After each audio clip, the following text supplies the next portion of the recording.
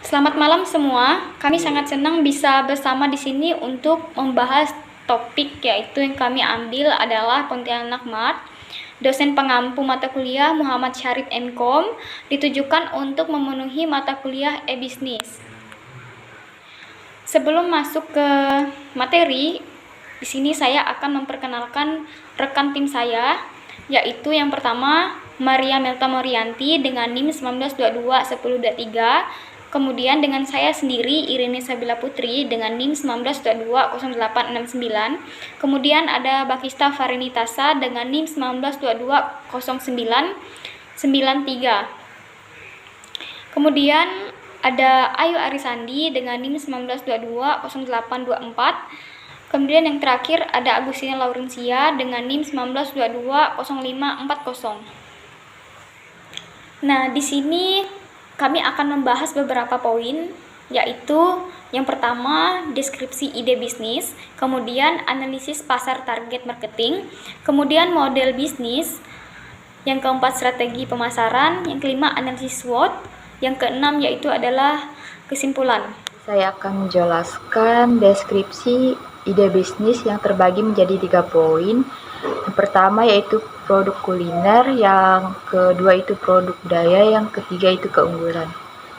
Saya akan membahas poin yang pertama yaitu produk kuliner yang terbagi menjadi amplang, bingke, sambal lingkung, dan dodol durian. Saya akan menjelaskan apa sih itu amplang.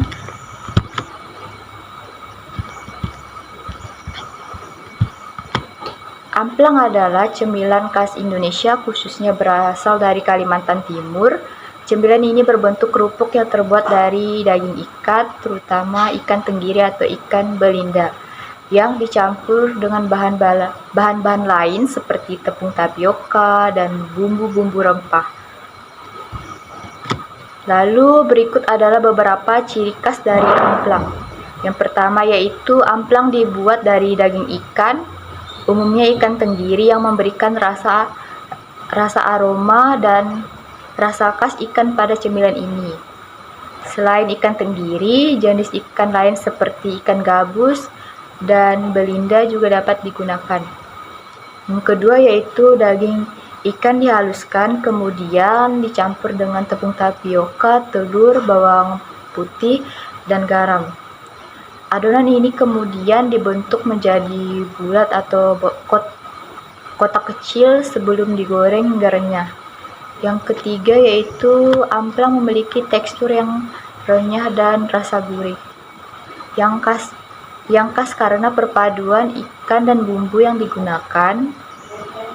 Rasanya lezat dengan aroma ikan yang cukup kuat tetapi tidak amis. Yang keempat itu amplang biasanya berbentuk kecil dan bulat atau persegi yang membuatnya mudah dinikmati sebagai cemilan ringan. Yang kelima yaitu amplang sangat populer sebagai oleh-oleh khas Kalimantan Timur dan mudah ditemukan dari berbagai toko oleh-oleh di sana. Lalu ada bingke atau bingka. Apa sih itu? Bingke atau bingka adalah kue tradisional khas dari Kalimantan, terutama populer di Kalimantan Barat, yang memiliki tekstur lembut dan cita rasa manis serta gurih. Kue ini sering disajikan sebagai kudapan istimewa dalam acara-acara adat, perayaan, atau sajian berbuka puasa. Berikut karakteristik utama dari kue bingka. Yang pertama yaitu bingke terbuat dari bahan-bahan sederhana seperti tepung terigu, tepung beras, telur, santan, dan gula. Kombinasi ini menghasilkan kue dengan tekstur lembut dan rasa yang manis serta gurih. Yang kedua yaitu adonan bingke dicampur hingga halus, kemudian dituangkan ke dalam cetakan yang biasa berbentuk bunga atau bintang. Setelah itu adonan dipanggang hingga bagian luarnya kecoklatan dan bagian dalamnya tetap lembut. Yang ketiga itu kue bingke hadir dalam berbagai rasa seperti pandan, kentang, tapai, dan coklat. Rasa pandan dan kentang adalah yang paling umum ditemui. Yang keempat itu tekstur bingke sangat lembut dan hampir seperti puding. Dengan aroma harum dari santan dan pandan yang sering digunakan, kelembutannya membuatnya mudah dinikmati oleh semua kalangan usia. Yang kelima yaitu karena ada rasanya yang enak dan teksturnya yang khas, bingke sering dijadikan oleh-oleh dari Kalimantan. Kue ini juga sering hadir sebagai sajian pada acara-acara spesial atau hari besar seperti bulan Ramadan. Lalu ada sambal lingkung. Adalah makanan tradisional khas dari Sumatera Barat, khususnya populer di daerah Minangkabau. Ini adalah sambal yang unik karena terbuat dari ikan yang diolah dengan bumbu rempah-rempah, menjadikannya seperti abon ikan. Berikut beberapa karakteristik utama sambal lingkung. Yang pertama yaitu biasanya menggunakan daging ikan seperti ikan tenggiri atau ikan tongkol. Daging ini dimasak bersama kelapa parut hingga menjadi serundeng ikan yang kering dan awet. Yang kedua yaitu sambal lingkung diolah dengan bumbu khas Indonesia seperti bawang merah, bawang putih, cabai, ketumbar, jahe, lengkuas, dan garam. Semua bumbu ini ditumis bersama parutan kelapa hingga menghasilkan rasa gurih dan pedas. Yang ketiga yaitu daging ikan yang telah direbus atau dikukus terlebih dahulu, dicincang atau disuir-suir halus. Kemudian dimasak bersama kelapa parut dan bumbu hingga teksturnya kering dan bisa disimpan lebih lama. Yang keempat itu rasanya gurih, pedas, dan sedikit manis dengan tekstur kering dan sedikit renyah. Sambal lingkung ini biasa dijadikan lauk atau pelengkap nasi. Yang terakhir yaitu yang kelima, karena dibuat dengan proses pengeringan, sambal lingkung bisa bertahan lama tanpa bahan pengawet. Ini menjadikannya pilihan praktis sebagai bekal atau oleh-oleh. Lalu ada dodol durian atau sering disebut lempok durian. Di beberapa daerah, kudapan manis khas Indonesia yang terbuat dari durian. Cemilan ini populer di daerah penghasil durian terutama Sumatera Barat, Sumatera Selatan, dan Kalimantan Barat. Dodol durian memiliki rasa manis dan tekstur yang kenyal dengan aroma durian yang khas. Berikut ada beberapa karakteristik utama dari dodol durian. Yang pertama yaitu dodol durian dibuat dari daging buah durian matang yang dicampur dengan gula dan santan. Kadang-kadang tepung ketan juga ditambahkan untuk memberikan tekstur yang lebih kental dan kenyal. Yang kedua yaitu proses pembuatannya membutuhkan waktu yang cukup lama. Campuran durian, gula, dan santan dimasak di atas api kecil sambil diaduk terus-menerus hingga adonan mengental dan berubah menjadi coklat keemasan. Pengadukan yang konstan mencegah adonan gosong dan memastikan konsistensi yang kenyal. Yang ketiga yaitu dodol durian memiliki rasa yang manis dengan aroma durian yang sangat kuat. Bagi pencinta durian, aroma ini sangat menggugah selera, namun bagi yang kurang menyukai durian, aromanya bisa terlalu tajam. Yang keempat itu tekstur dodol durian, kenyal dan sedikit lengket. Penggunaan santan memberikan kelembutan tambahan, sedangkan gula memperkuat rasa manis. Yang kelima atau terakhir itu dodol durian adalah oleh-oleh yang populer dari daerah penghasil durian di Indonesia. Kemasannya sering dibuat tahan lama sehingga mudah dibawa sebagai buah tangan. Untuk poin yang kedua yaitu produk budaya yang terdiri dari pakaian adat Dayak, aksesoris tradisional, kerajinan tangan, mandau dan perisai, dan anyaman tradisional. Saya akan menjelaskan yang pertama itu, apa sih itu pakaian adat Dayak? Pakaian adat Dayak adalah busana tradisional masyarakat suku Dayak di Kalimantan. Pakaian ini memiliki ciri khas yang unik, berwarna cerah, dan dihiasi dengan berbagai ornamen yang mencerminkan kepercayaan serta budaya masyarakat Dayak. Pakaian adat ini tidak hanya berfungsi sebagai busana, tetapi juga sebagai simbol identitas budaya yang kaya dengan nilai sejarah dan filosofi. Lalu ada aksesoris tradisional. Aksesoris tradisional ini adalah perhiasan atau pelengkap pakaian yang dikenakan untuk menambah keindahan dan melengkapi busana adat dari berbagai daerah di Indonesia. Aksesoris ini tidak hanya berfungsi sebagai penghias, tetapi juga memiliki nilai budaya, simbolis, dan filosofis yang mencerminkan identitas serta status sosial pemakaiannya. Lalu ada kerajinan tangan. Adalah produk yang dibuat secara manual dengan bantuan peralatan sederhana, menggunakan keterampilan tangan untuk menghasilkan karya yang memiliki nilai estetik dan fungsional. Kerajinan tangan mencakupi berbagai macam produk yang dibuat dari berbagai bahan seperti kayu, bambu, kait, tanah liat, logam, dan masih banyak lagi. Kegiatan ini telah menjadi bagian penting dari budaya banyak masyarakat, termasuk di Indonesia, karena mencerminkan kreativitas, tradisi, dan warisan budaya lokal. Lalu ada mandau dan perisai, yang tentunya memiliki arti yang berbeda-beda. Saya akan menjelaskan yang pertama yaitu mandau. Apa sih itu mandau?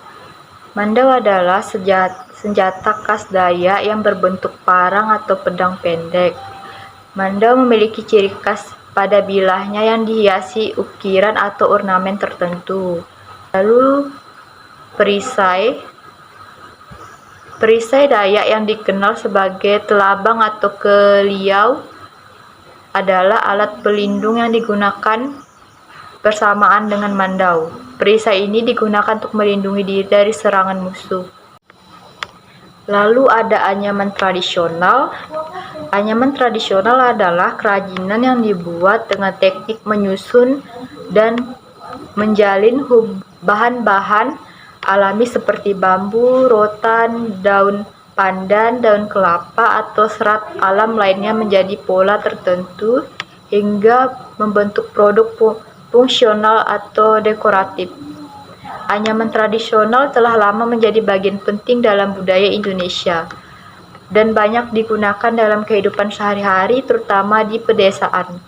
Teknik anyaman diwariskan turun-temurun dan menjadi salah satu keterampilan tradisional yang menunjukkan kreativitas dan kearifan lokal di masyarakat Indonesia. Produk asli, kualitas terjamin, pengiriman aman, dan pembayaran. Saya akan menjelaskan yang pertama itu apa sih itu produk asli. Produk asli adalah barang atau jasa yang dihasilkan dari sumber daya lokal menggunakan keterampilan bahan baku dan budaya khas suatu daerah atau negara.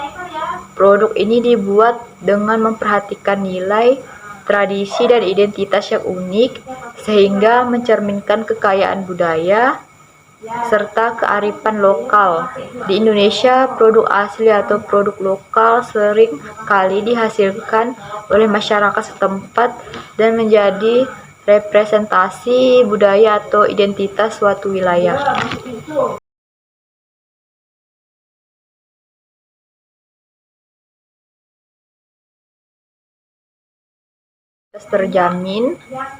Kualitas terjamin dalam konteks ide bisnis merujuk pada komitmen perusahaan untuk memastikan bahwa produk atau layanan yang ditawarkan memenuhi standar kualitas yang tinggi dan konsisten. Ini menjadi salah satu faktor utama yang dapat membedakan sebuah bisnis dari pesaingannya dan memberikan keunggulan kompetitif di pasar. Untuk pengiriman aman itu menjadi aspek penting dalam pengelolaan bisnis, terutama dalam industri e-commerce, dan logistik pengiriman yang aman memastikan bahwa produk sampai ke tangan konsumen dalam kondisi baik dan tepat waktu, serta mengurangi resiko kerusakan atau kehilangan selama proses pengiriman. Yang terakhir itu pembayaran mudah. Ini adalah salah satu aspek krusial dalam ide bisnis, terutama di era digital saat ini. Dengan semakin berkembangnya teknologi, konsumen semakin mengharapkan proses pembayaran yang cepat, nyaman, dan aman. Baiklah, selanjutnya saya akan menjelaskan tentang analisis pasar target marketing.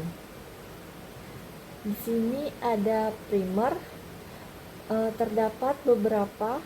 Yang pertama yaitu wisatawan, 25-50 tahun. Di sini fokus pada wisatawan yang berusia antara 25 hingga 50 tahun. Ini menunjukkan bahwa produk atau jasa tersebut memiliki daya tarik khusus bagi kelompok usia ini. Lalu yang kedua, terdapat perantau karbar. Ini menargetkan individu yang berasal dari Kalimantan Barat namun tinggal di daerah lain. Ini menunjukkan adanya upaya untuk menjangkau pasar yang memiliki koneksi emosional dengan daerah asal. Lalu yang ketiga ada pencinta kuliner. Di sini membidik konsumen yang menyukai makanan dan minuman. Ini mengidentifikasikan bahwa produk atau jasa yang ditawarkan terkait dengan kuliner. Lalu yang keempat terdapat kolektor budaya. Ini menargetkan individu yang gemar mengoleksi barang-barang bernilai budaya. Ini menunjukkan bahwa produk atau jasa yang ditawarkan memiliki nilai budaya yang tinggi. Lalu yang selanjutnya ada sekunder. Di sini ada reseller. Di sini menargetkan pihak yang membeli produk dalam jumlah besar untuk dijual kembali. Ini menunjukkan adanya potensi untuk membangun jaringan distribusi yang lebih luas. Lalu ada event organizer. Di sini dia untuk membidik penyelenggara acara. Ini menunjukkan bahwa produk atau jasa yang ditawarkan dapat digunakan dalam berbagai jenis acara. Lalu yang selanjutnya ada komunitas budaya. Ini menargetkan kelompok-kelompok yang memiliki minat yang sama dalam bidang budaya.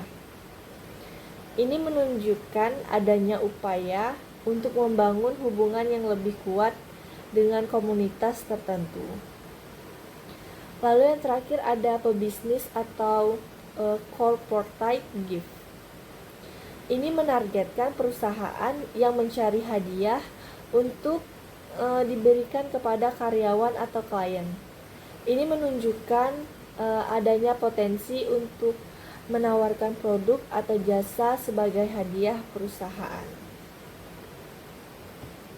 Baik, di sini saya akan memaparkan untuk model bisnisnya.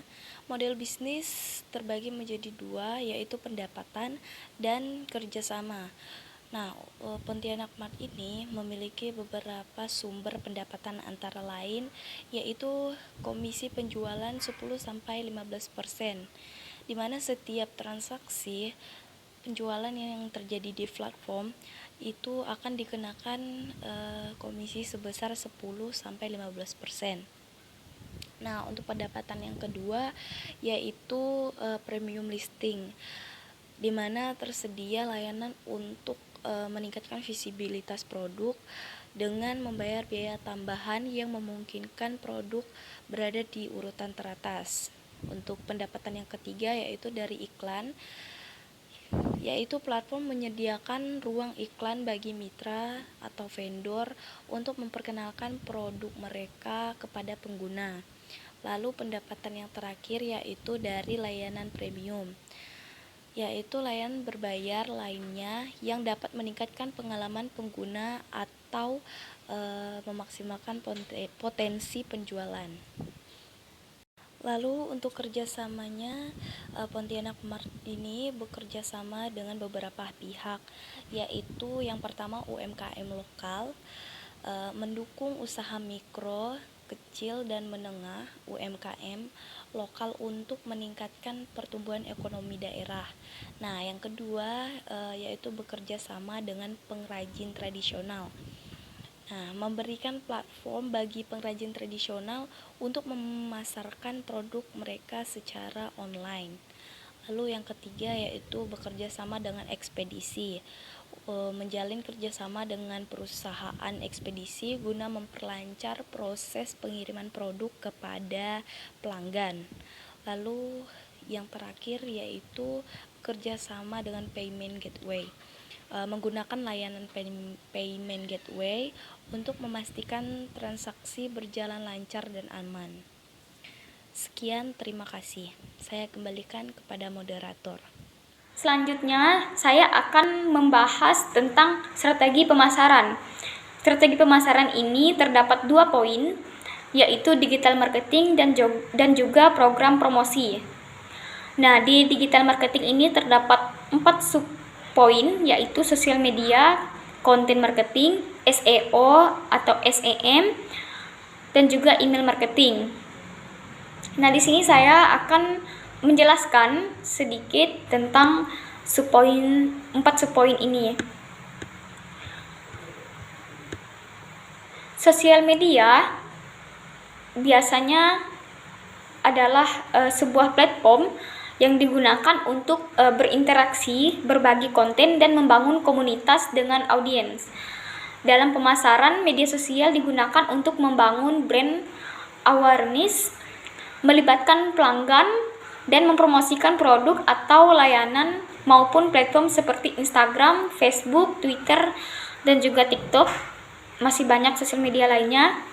Kemudian yang kedua itu content marketing. Content marketing adalah strategi pemasaran yang berfokus pada pembuatan dan distribusi konten yang bernilai, relevan, dan konsisten. Tujuannya apa? Tujuannya itu untuk menarik dan mempertahankan audiens, serta mendorong tindakan yang menguntungkan seperti pembelian atau langganan. Contoh konten ini meliputi blog, video, infografis, dan e-book. Kemudian yang ketiga, SEO, SEM adalah proses mengoptimalkan website agar muncul di hasil pencarian organik gratis mesin pencari seperti Google. Sedangkan SEM meliputi SEO dan iklan berbayar untuk meningkatkan visibilitas website pada mesin pencari. Tujuannya yaitu untuk menarik lebih banyak pengunjung ke website. Kemudian subpoin yang keempat, email marketing. Email marketing ini adalah sebuah strategi yang digunakan email untuk membangun hubungan dengan pelanggan, mempromosikan produk atau layanan, dan meningkatkan loyalitas. Strategi ini meliputi pengiriman email yang berisi konten yang menarik atau penawaran khusus kepada pelanggan yang telah terdaftar. Kemudian untuk subpoin yang berikutnya ada 4 juga, yaitu yang pertama flash sale. Flash sale ini adalah penjualan diskon besar dalam waktu terbatas untuk menarik pembeli dan meningkatkan penjualan agar lebih cepat. Kemudian yang kedua, gratis ongkir. Promosi yang menawarkan pengiriman gratis sehingga pembeli tidak perlu membayar biaya pengirimannya. Nah, yang keempat, voucher, kupon diskon atau potongan harga yang dapat digunakan pembeli untuk mendapatkan harga yang lebih murah. Kemudian yang terakhir ada reward point. Reward point ini adalah untuk memperoleh dari setiap pembelian yang bisa dikumpulkan dan ditukar dengan diskon atau hadiah di masa mendatang. Selanjutnya ada analisis SWOT strengths. Produk unik dan asli, kualitas terjamin, hubungan langsung dengan produsen. Yang dimaksud dengan kalimat di atas yaitu unik dan asli, menunjukkan bahwa produk yang ditawarkan berbeda dari produk pesaing. Lalu, kualitas terjamin menunjukkan kualitas produk yang tinggi. Dan hubungan langsung dengan produsen yaitu memiliki hubungan yang erat dengan produsen sehingga bisa mengontrol kualitas dan harga. Pada analisa SWOT Strengths terdapat 3 bagian. Yang pertama ada weaknesses, yaitu kelemahan. Pada weaknesses terbagi 3 bagian, yaitu keterbatasan umur produk, yang artinya produk mungkin memiliki masa simpan yang terbatas, seperti produk bisa expired, hilang, dan rusak. Yang kedua ada biaya logistik yang tinggi, yaitu biaya pengiriman biasanya cenderung mahal. Selanjutnya ada produksi yang terbatas, yang dimana jumlah produk yang dihasilkan atau diproduksi masih dalam keadaan terbatas. Selanjutnya ada opportunities, yaitu peluang. Di sini juga terdapat 3 bagian, yaitu yang pertama ada pasar e-komersi berkembang, yaitu pertumbuhan pasar online memberikan peluang untuk memperluas bisnis. Selanjutnya yang kedua ada minat produk lokal meningkat, yaitu meningkatnya konsumen terhadap produk lokal yang diproduksi. Selanjutnya yang ketiga ada potensi pasar internasional, yaitu ada peluang untuk memasarkan produk ke pasar internasional. Yang terakhir ada threats, yaitu ancaman. Terbagi menjadi 3 bagian juga. Yang pertama ada pesaing online, yaitu pesaing bisnis online yang semakin ketat. Yang kedua ada fluktuasi bahan baku, yaitu harga bahan baku yang tidak stabil bisa mempengaruhi biaya produksi.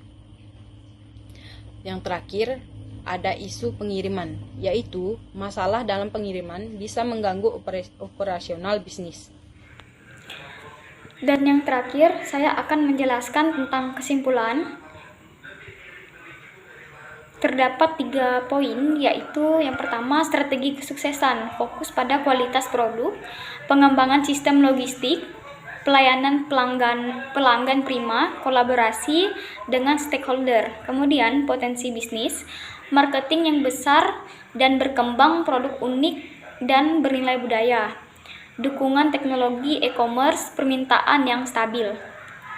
Kemudian target pencapaian, market leader oleh-oleh Pontianak, platform preservasi budaya, pemberdayaan UMKM lokal, perluasan pasar nasional.